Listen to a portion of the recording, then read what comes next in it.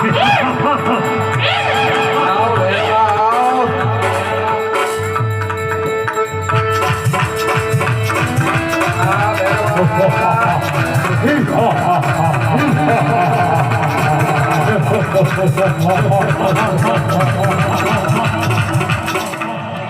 ગુરુજી મારું મૃત્યુ ક્યારે છે? અરે ભૈરવા તારું મૃત્યુ જ નથી.